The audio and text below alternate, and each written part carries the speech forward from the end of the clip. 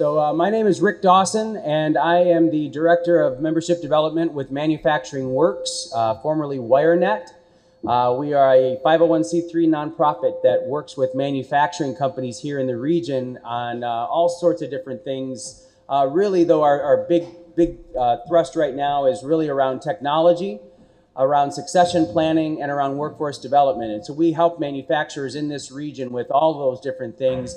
And this is really how we got to know Pandata a little bit. And so I've got the pleasure of doing some introductions here today. So let me just tell you a little bit about AMG and Tessa and Patty.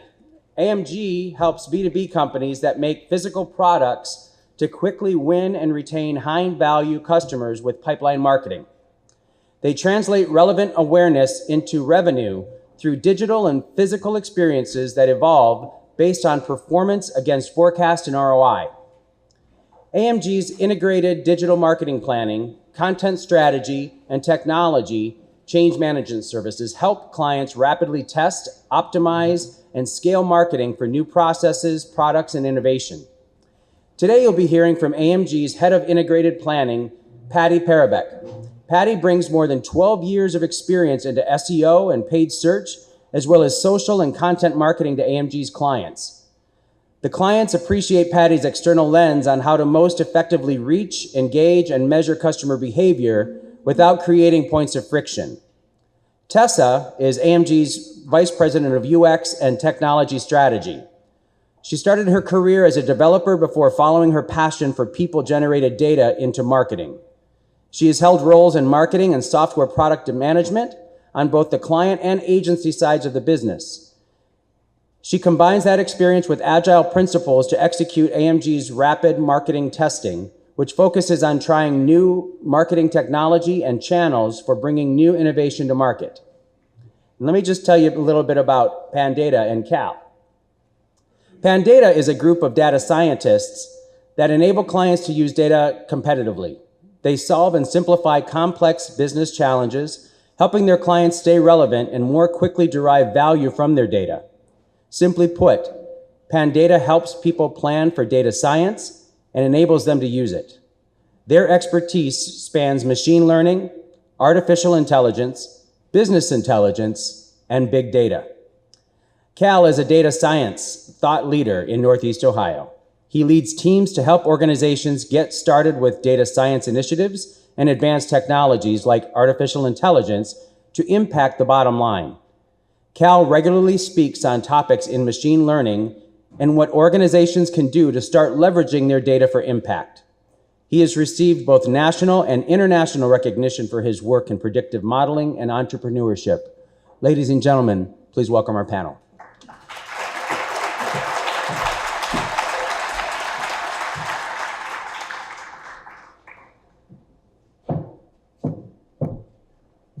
Thanks so much for that introduction, and thanks everyone for sitting through those long bios. Now we're going to jump into telling stories that sort of bring our experience and our company's work to life. As you know, artificial intelligence and machine learning are really going to shape marketing from now and into the future. And some of the most important parts of that is solving critical business challenges and coming together to agree on what those business challenges are. So we'll be taking an approach, crawl, walk, run, fly, and telling you how you can use data today and in the future to accelerate sales. So with that, I'll let Patty take it away.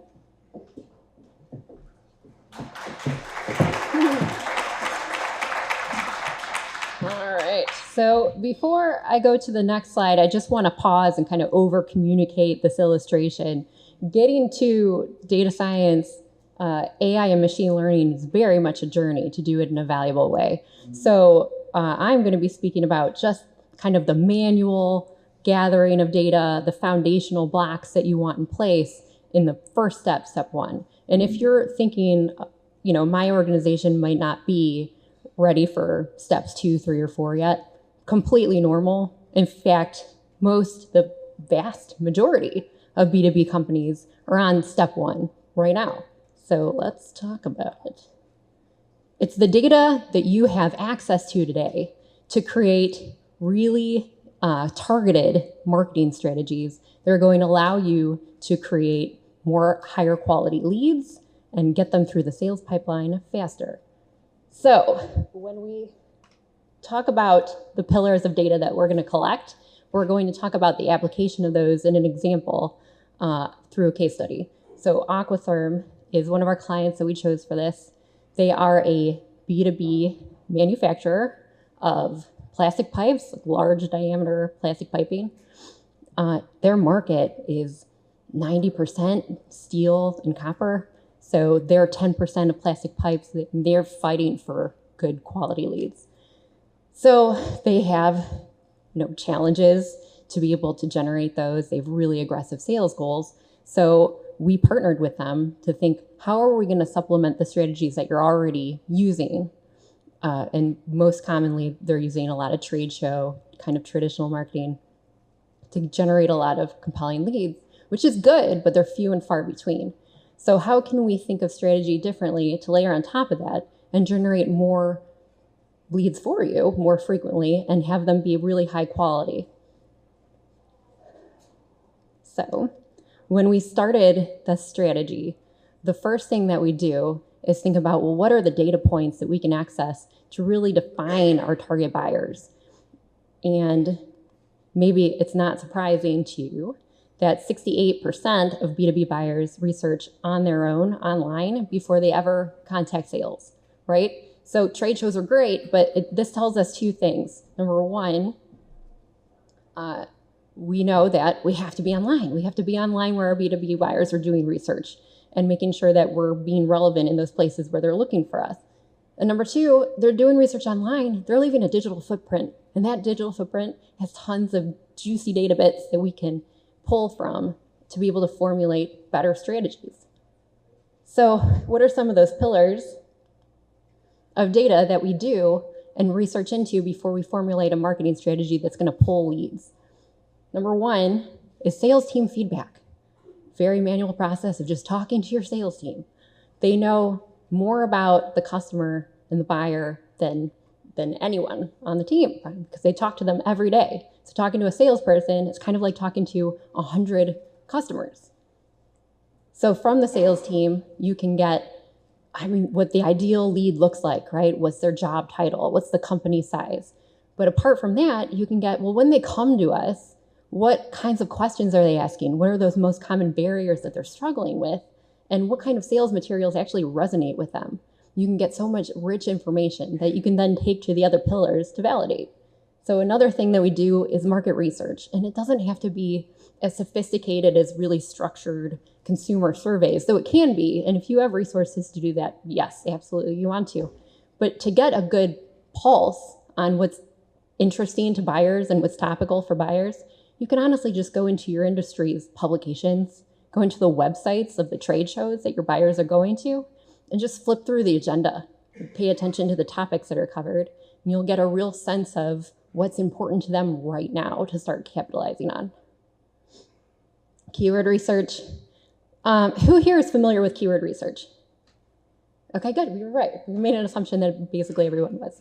So keyword research, we know, understanding what words people are searching in Google to refer to your products and services. Absolutely, you want to use the right word. But you can also use it to validate topics, trending topics. So anything that you found in your market research, you can search against in Google and see, well, how are they talking about this topic related to the industry? How are they talking about this topic related to my services? And what is the demand behind that? And is it growing? Competitor research. I love competitor research. We do it before every marketing strategy.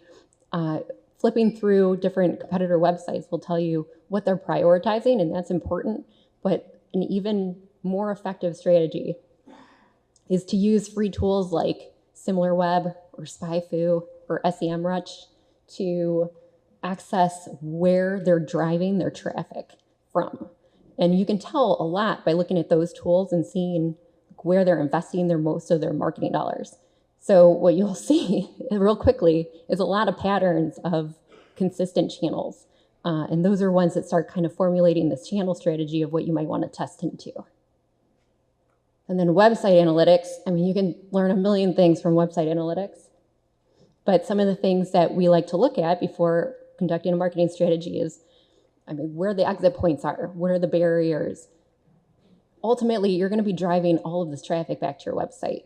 So you want to make sure that people aren't already struggling with what the next step is you're trying to drive them to. So take a look at where you're going to be landing them, what's the destination, and take a look at how they're interacting with that so you understand if they're having trouble finding that next step, you can prioritize it for them. So those pillars are great. How do they apply? So here's what we did for Aquatherm. Using those same pillars, here's exactly what we found. We talked with the sales team first, and they told us large diameter plastic piping, right? When people come to them, what they're talking about most commonly are the challenges that they have with corrosion around steel and copper. And they're sick of the maintenance costs, and they're sick of having to invest all of that into changing it time and time again, which is great. It's a great in for Aquatherm to talk about plastics and their specialty plastic. They also helped us identify, though, at the time, there was a lot of concern from their buyers and prospects around pricing because of steel tariffs. It was a big topic at the time. It still is in the industry.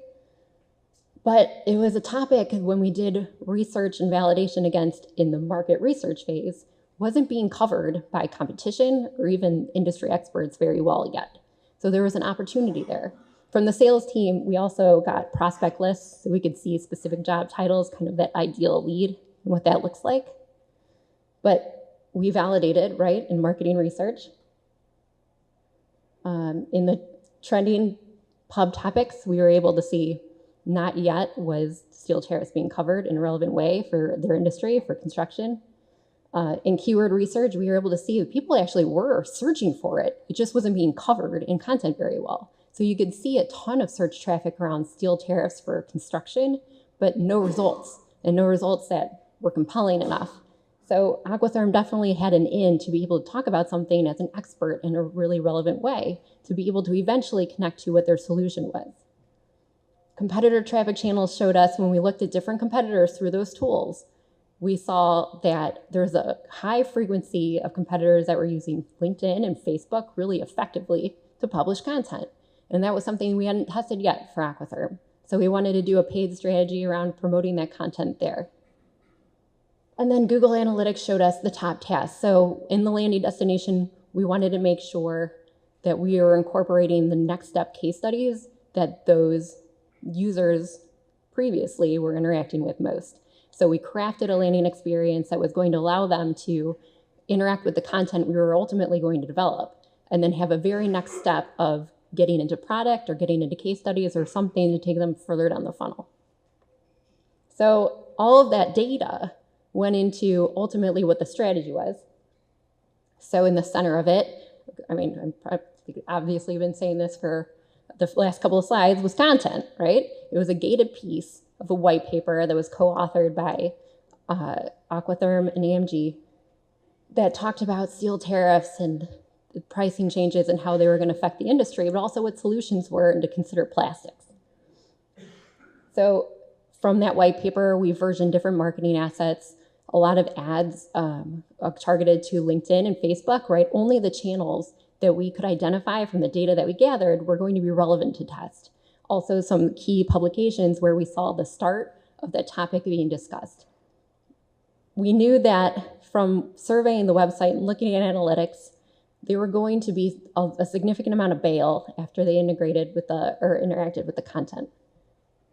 So we wanted to make sure when they gave us their contact information that we had a follow-up email strategy and nurturing series to bridge the gap between their awareness content and what they're reading about steel tariffs and why Aquatherm would be a solution. We did that over a few series of emails.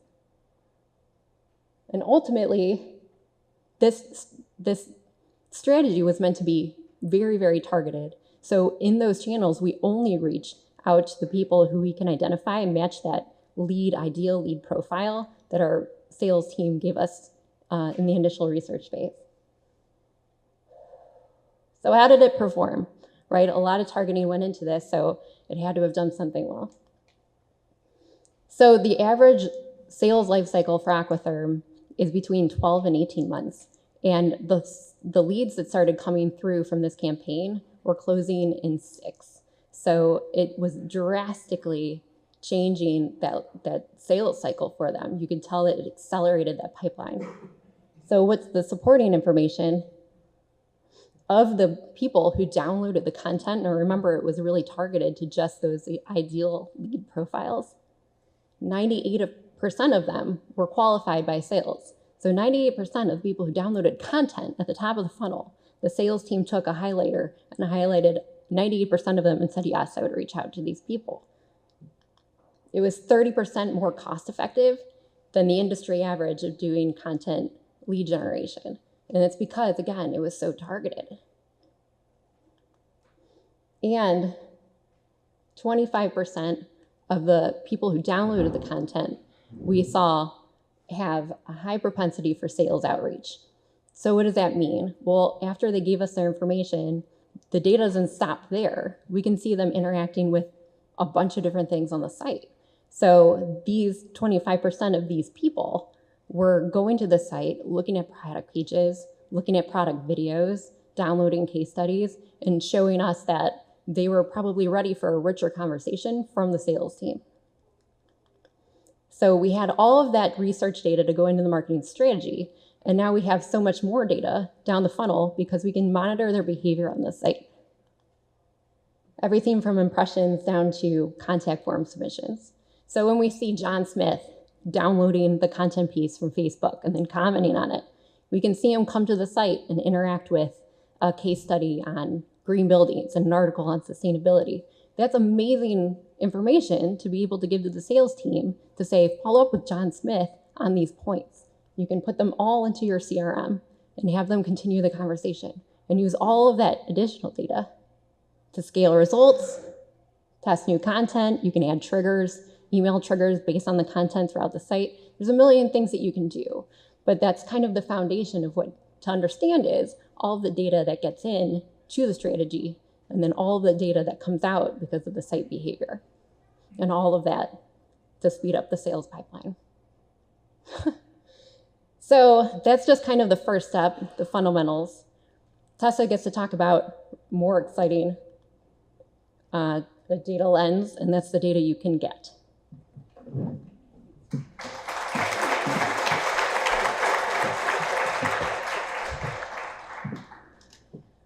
So one of the questions we get is, with those type of metrics, why do the campaigns stop? And if you're in B2B, you may be very campaign driven as well. So you saw an opportunity with steel tariffs, you ran the campaign, you got amazing results, but then the campaign ended. The biggest blocker we hear from clients is they can't measure ROI. And why is this a problem when we move into AI and machine learning? I would say someone raise their hand and answer. Oh, go ahead. Sorry, I hadn't come up with an answer yet. I was hoping someone else would. Does anyone have an answer as to why starting and stopping might be a challenge if you're using a machine learning or AI application? Machine learning is built on the continual refinement of data itself. If you're continuing to stop, you're not going to have that continuous. See, and you had the perfect answer. AI machine learning is built on the continuous refinement of data. So if you're stopping and starting, then you're not using the application to its fullest potential, and you're also stopping and starting the learning. So 52% of B2B marketers have either subpar or non-existent ability to measure and analyze today. 69% are somewhat effective in demonstrating value. That's not a lot of confidence for putting more money into accelerating your sales cycle. The biggest challenge B2B manufacturers and sellers face is their sales channels. They sell through distributors, retailers, wholesalers, and agents. And this creates an unintended barrier. A lot of our clients want to provide more value to their end buyer, but they don't have that direct relationship with them. And the average is 80% of B2B customers end up leaving. So where are we collecting the most data about these customers that we could feed into intelligent applications to continually optimize? It typically comes when they buy. We get even more if we create resources on our website for them to create an account. But the average is about 20% of people come online to create an account.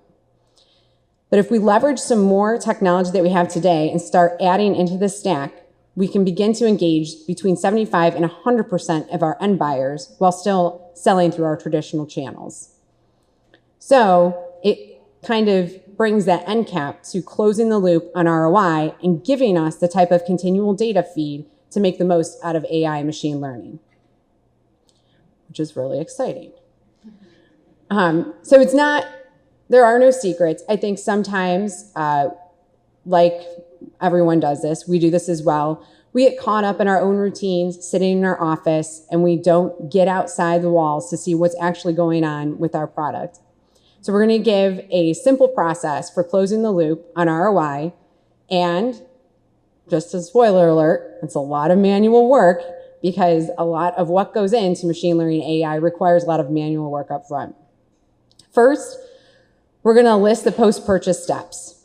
A lot of the clients that we talk to, the only people who know what actually happens after someone buys your product is customer service. And they find that out when someone calls and complains to them.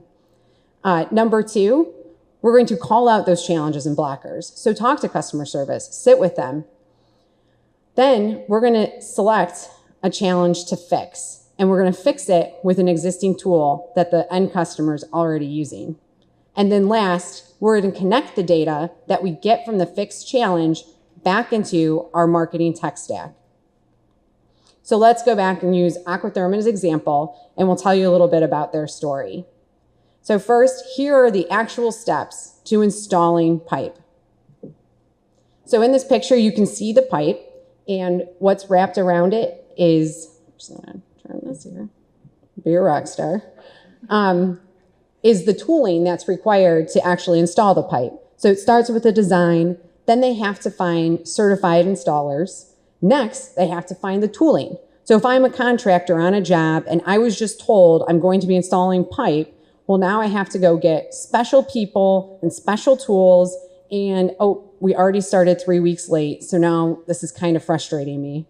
Then I finally get to where I install, then I have to run some tests. So now after this special new pipe I've never heard of is installed, now you're asking me to do all this stuff to make sure it works, and then the last part is test the use.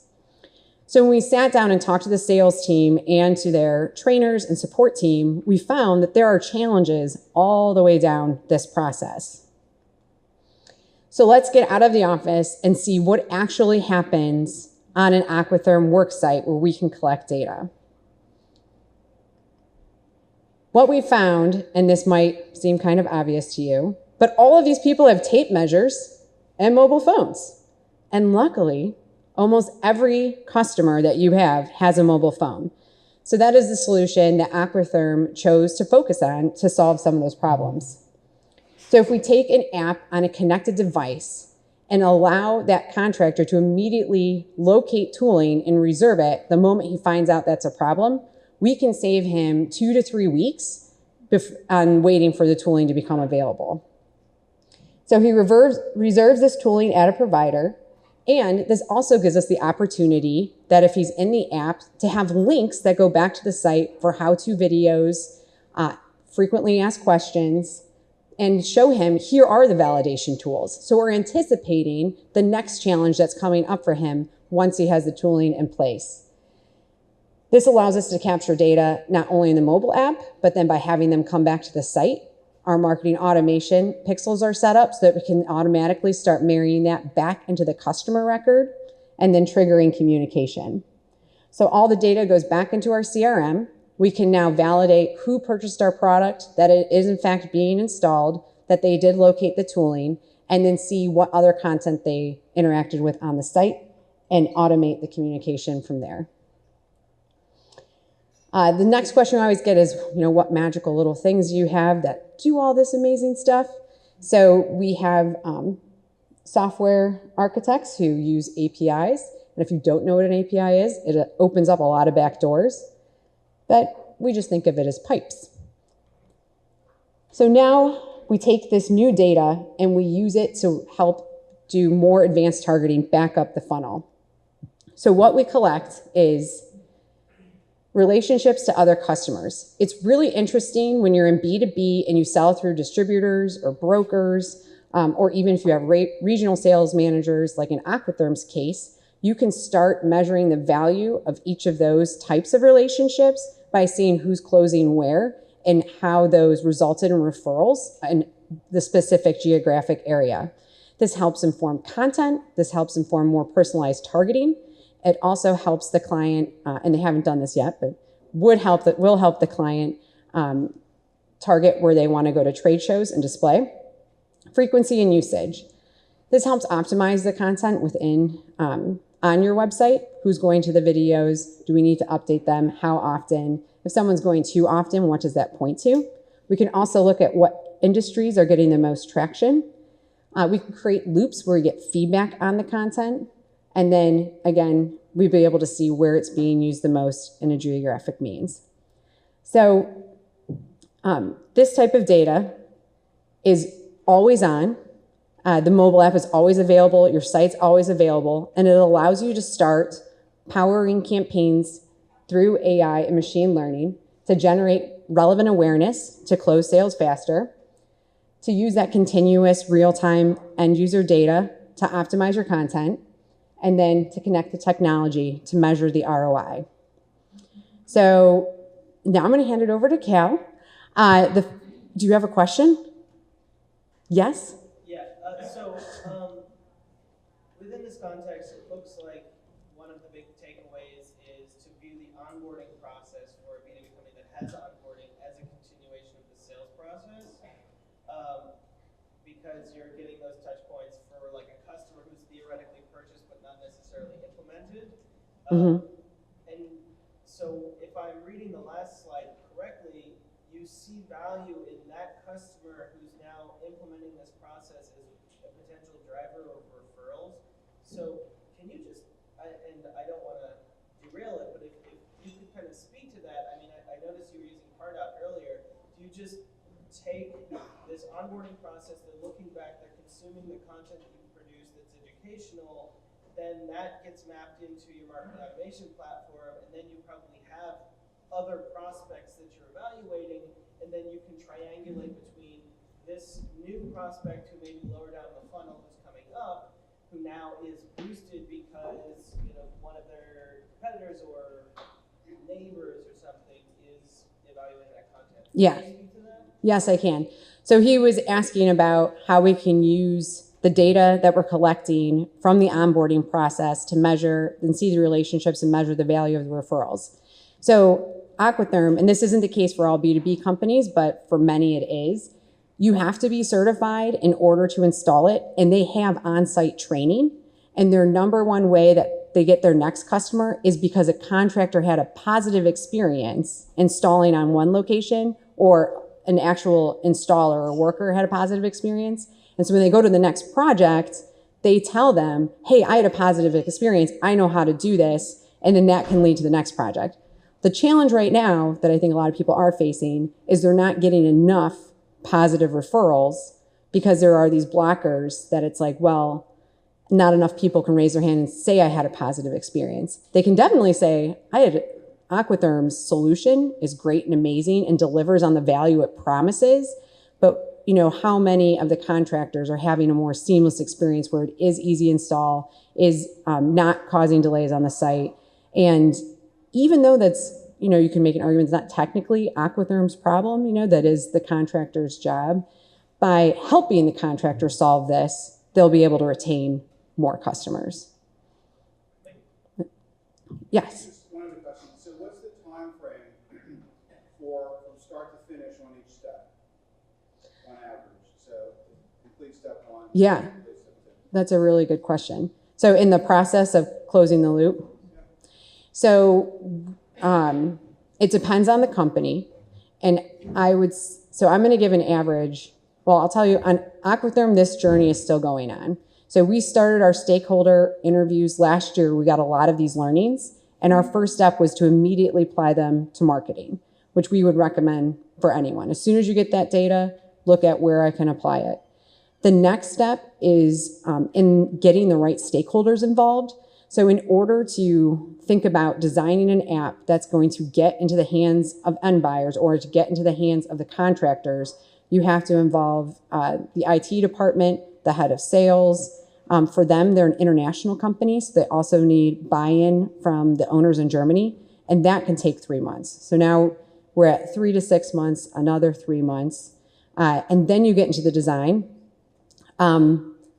If you launch with an MVP product, a minimal viable product with just the, let's say, just the features of locating this tooling, so now you have to get the buy-in from the people providing the tooling that you can connect into their back-end product management system. There are, most modern product management systems have an API that would allow that, but if not, then you might have to come up with a manual solution. So that type of design is going to take, another couple months. And so all in all, it's probably 6 months to a year for the whole cycle. If you leave this presentation and started doing the stakeholder legwork right now and showing, like starting with our step one and saying, here's the data we can get, and it could get us to this point, it would go faster. I think the part that takes the longest is getting the right people and the right stakeholders in the room to agree on which challenge to solve. So I have the right people, I have the challenge. Mm-hmm. So if we engage you in a week, how do we get to the end of step one? What is that timeline? On average, not in the pipeline. So for doing the stakeholder calls and compiling that data and then going to do the observation, it's 1 to 2 months. And then design would be another 2 to 3 months. So it's up to 6 months end to end in that case. His question was, sorry, I didn't repeat it, was if you already had the stakeholders, already had the people in the room and already had the challenge, how long would it take end to end to develop a minimal viable product to solve that problem? Are there any other questions? That's great. We've had good questions. No? Okay. So I'm going to hand it off to Cal now. So this is all, as you can see, there are a lot of opportunities to collect and get data to kind of set up machine learning. And this is all things people can do. And what we've seen with artificial intelligence and machine learning and marketing is that it does a really great job of augmenting human skills and human work. And Cal is going to show us some stuff that humans can't do and how this can accelerate the sales even further.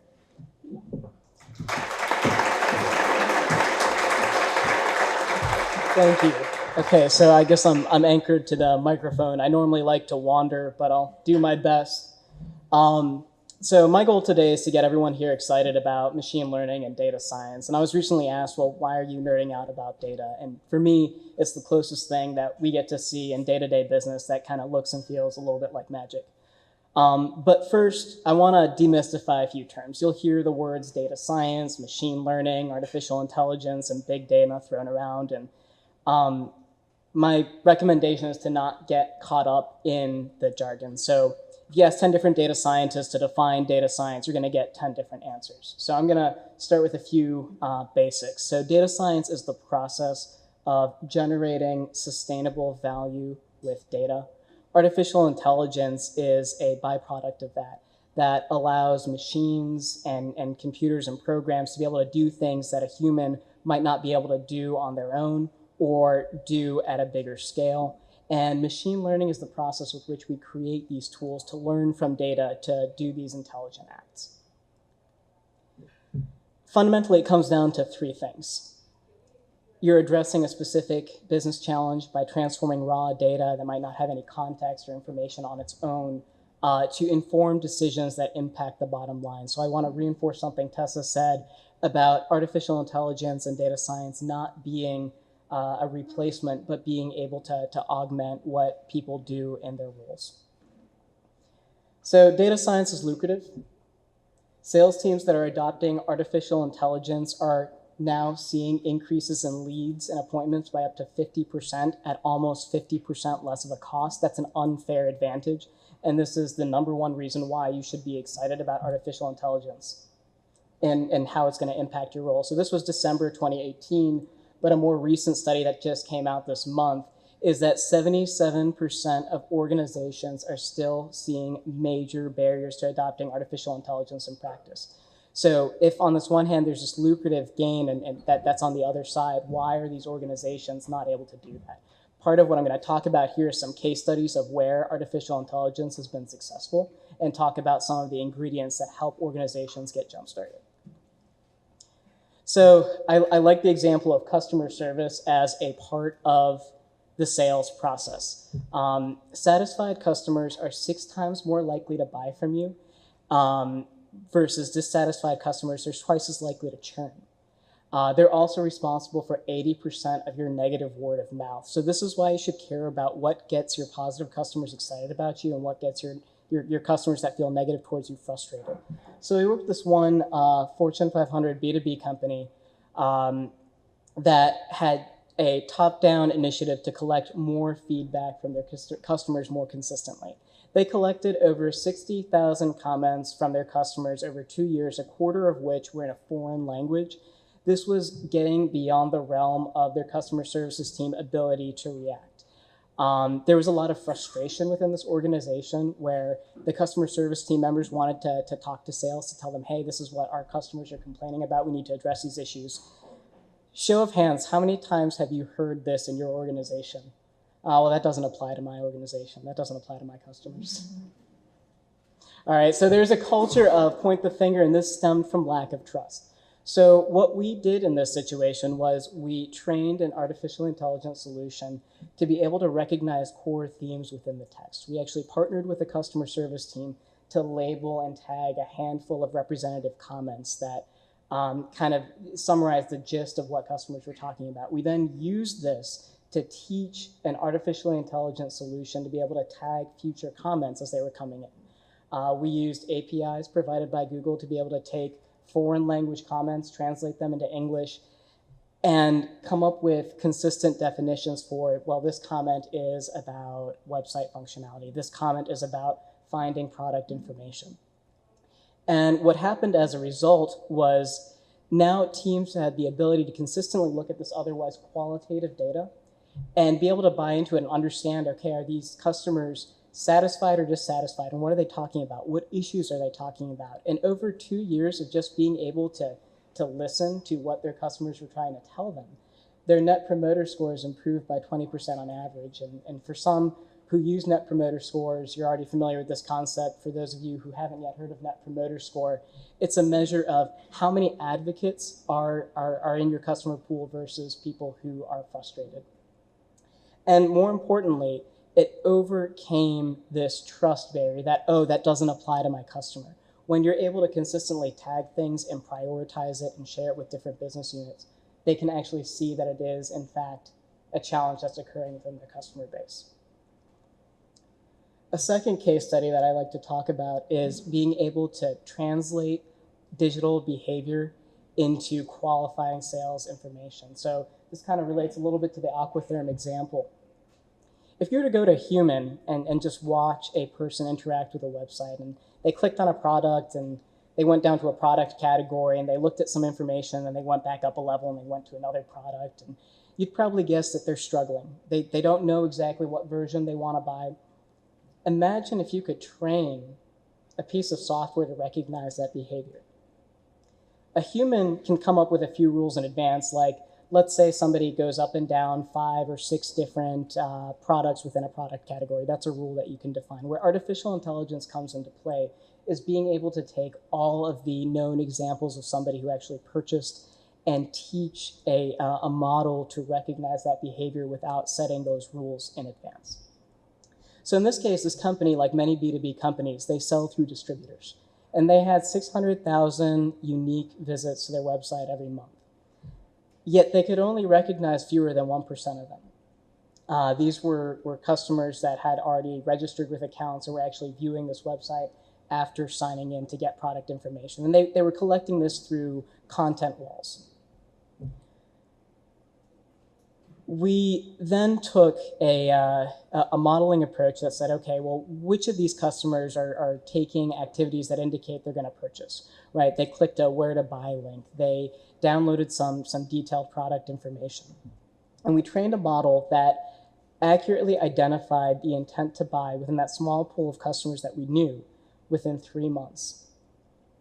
And we applied this at scale to then be able to say, okay, this customer here that we know nothing about, they're demonstrating remarkably similar activity to these customers that we knew had an intent to buy.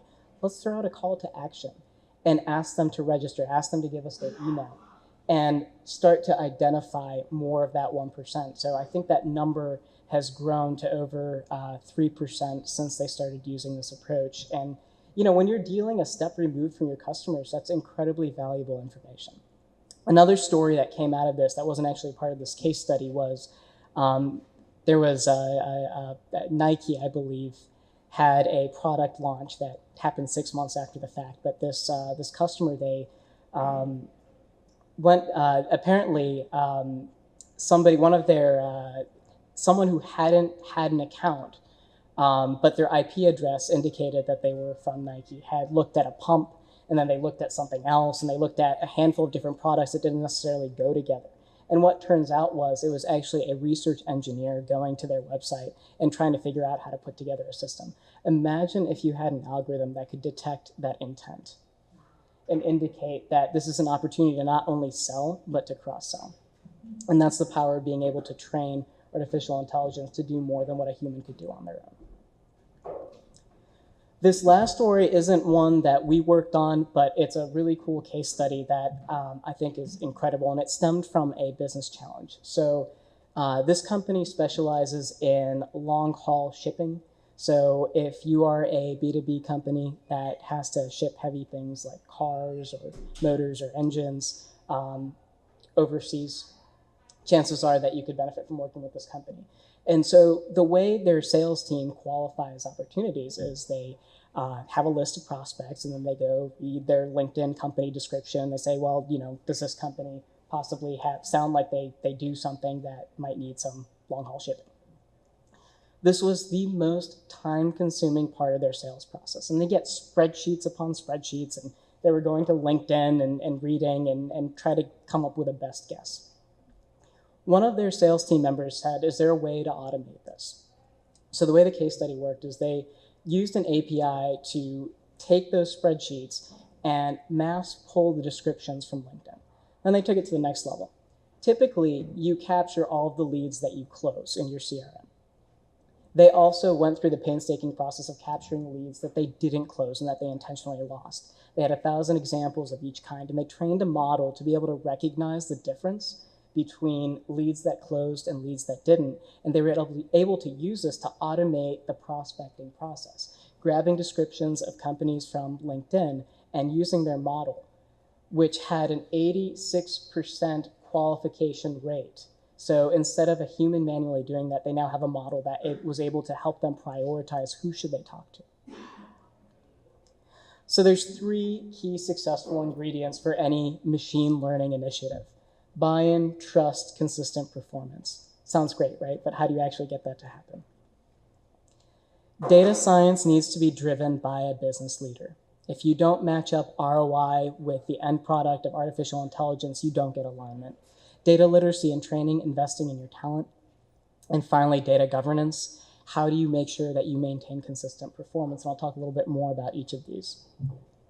So here's a fun fact. 60% of high-performing companies have a data analytics center of excellence.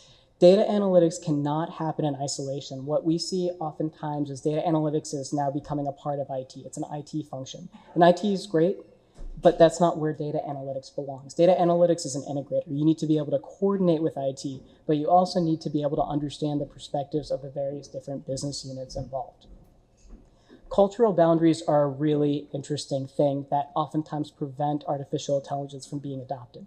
So going back to that customer service example, one of the categories in an early iteration of this model was flagging anything that had to do with website. This caused a huge barrier between the digital team and the sales team because it became finger pointing. Oh, that's about the website. And the website team was getting frustrated because it wasn't specific. So we ended up having to split that into 2 categories: finding information and challenges with customer self-service. that simple change in definition and taking a concept that was just related to website allowed these two organizations to collaborate on solutioning together instead of resisting the solution. And finally, start small. Instead of trying to have a huge, large impact artificial intelligence solution, start with a small, well-defined proof of concept, demonstrate that you can generate value and grow from there. Literacy creates a foundation for trust. Show of hands. If I were to come to your sales team today and ask everyone on your sales team to define what a qualified lead was, would I get the same answer?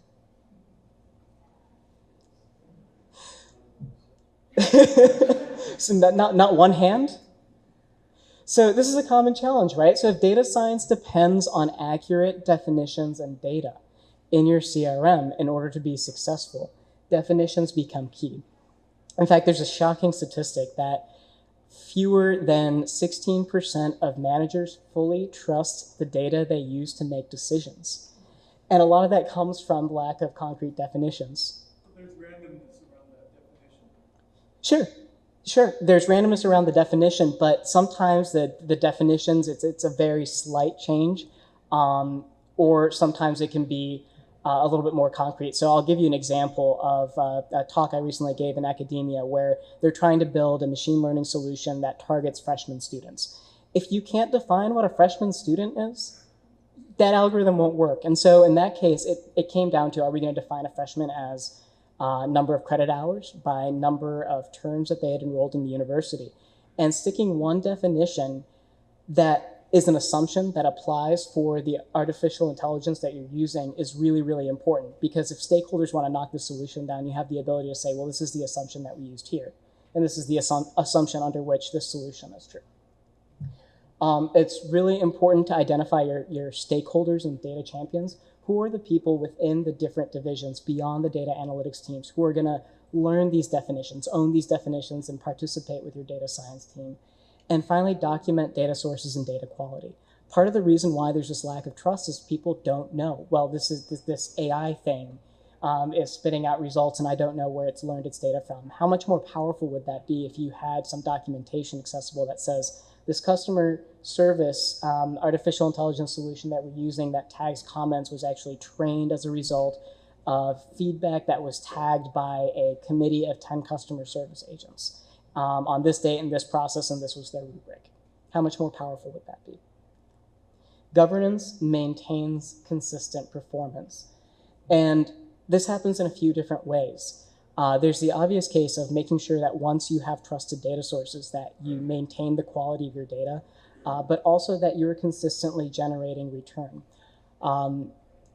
Artificial intelligence and machine learning, they're ongoing processes. You can only predict what you've seen before, and user behavior changes over time. So it's really important that once you get a solution out there, that you're constantly revisiting and asking the question, is this solution still performant to the level that my organization needs it to?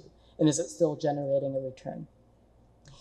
And once you start doing that, it's really important to start keeping track of versions and version control. Is this version 1 of the model or version 2 of the model? Artificial intelligence is so new that organizations are just starting to have this conversation today. And this is really important if you want to start comparing what your organization is doing 2 years from now to what you're doing today. This is common practice in software, but this is relatively new, and it's really important for organizations to think about it. So what does your data science team look like? Part of what makes data science so confusing is it's actually 4 people. It's not just one. Data scientists don't really exist. We're one of these characters. So you have the obvious one, the data scientist. The data scientist is the integrator that combines advanced statistics with programming and understanding of coding and the ability to actually do machine learning, but also to communicate with stakeholders.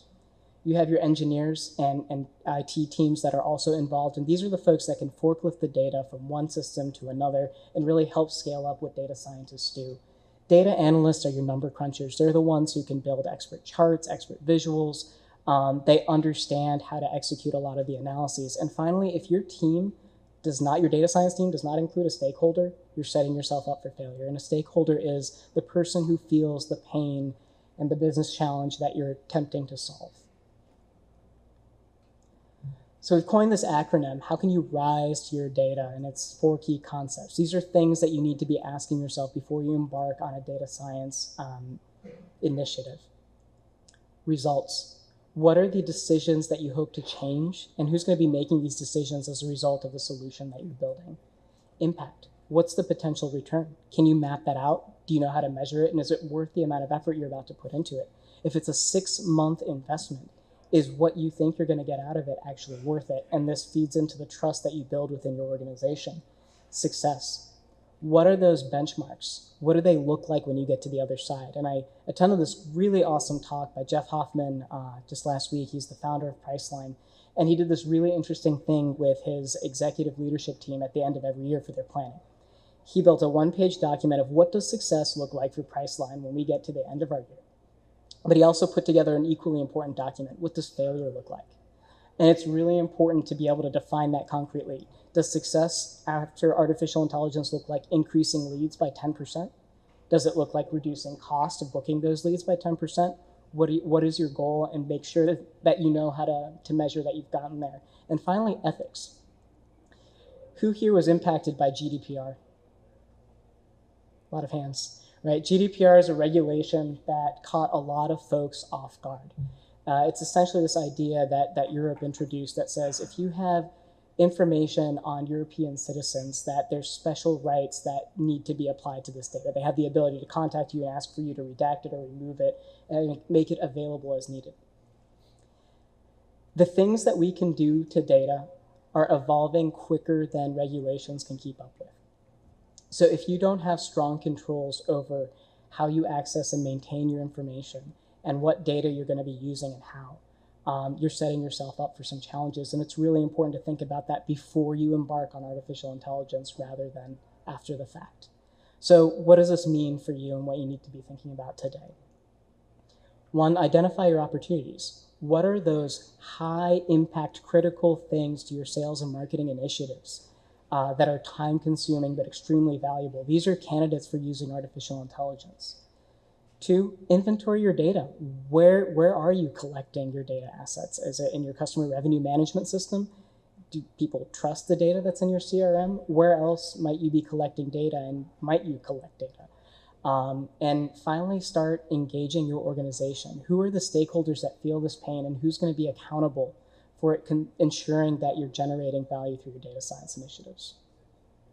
So thanks everyone for listening to us. I think we have an announcement about a really cool upcoming conference, and we'll take some Q&A after this.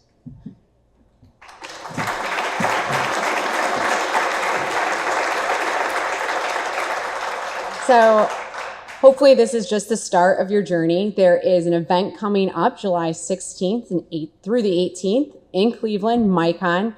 It is the first international marketing and artificial intelligence conference.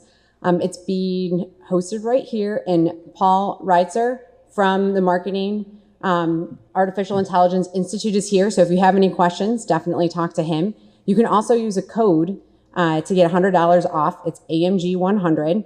So use that, register today. He already has over 54 panelists from around the world coming in to talk about how to use data, machine learning, and artificial intelligence across your whole marketing stack and in many diverse forms of marketing, B2C and B2B. And then last, we have a few things for feedback. 1, if you can come up here and tell us what you thought about the event, what was valuable, what you would like to hear more of. And then we hope that this was a great start to help you using data very quickly. It was really important to us to not talk about too much hype or go into like, what's the definition of artificial intelligence? And is it gonna, make the world crazy?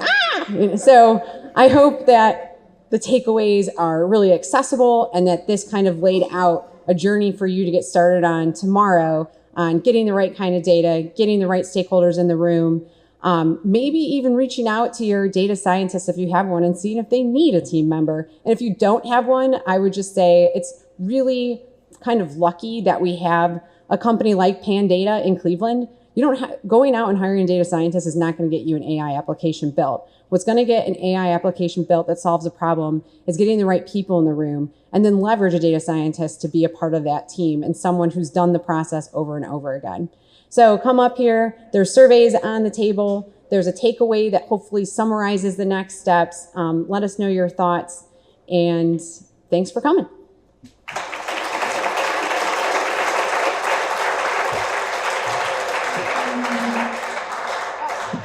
Yes. Questions? Go ahead.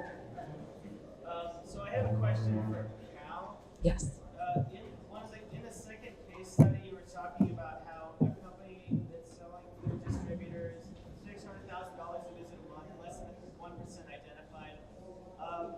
The takeaway that I got from that is that if you have the ability to kind of connect your initial visits to an eventual sales flow success, you can create essentially a qualified lead engine through AI.